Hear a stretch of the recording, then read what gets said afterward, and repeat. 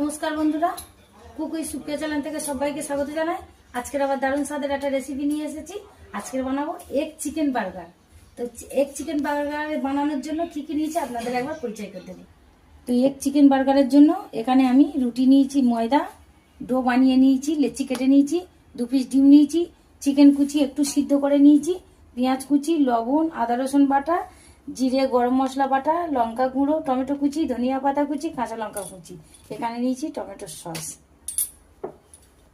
এখানে নিয়েছি লাল ক্যাপসিকাম কুচি। ময়দার লেচিটা সুন্দর করে বেলে নেব মাপে। তো আমি আরেকটা বেলে নেব বার্গার মাপ। একটা ডিম বাটির মধ্যে ভেঙে নেব, দিয়ে দেবো টমেটো কুচি, ক্যাপসিকাম কুচি, পেঁয়াজ কুচি, স্বাদ মতো লবণ, আদা রসুন বাটা আর গরম মশলা বাটা, লঙ্কা গুঁড়ো, কাঁচা লঙ্কা সিদ্ধ করে রেখেছি।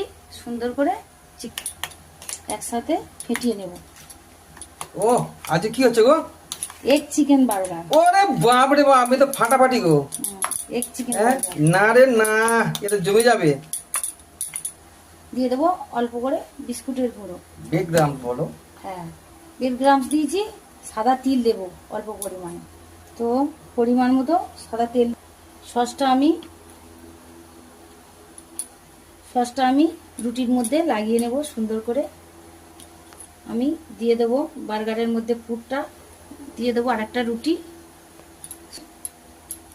মধ্যে চাপ দিয়ে বার্গারটা আমি কেটে নিলাম বাটির মাপে।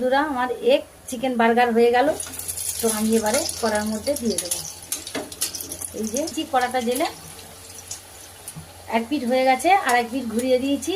দেখুন বন্ধুরা, ফুলে কি সুন্দর হয়েছে আমার এগ চিকেন বার্গার। সুন্দরভাবে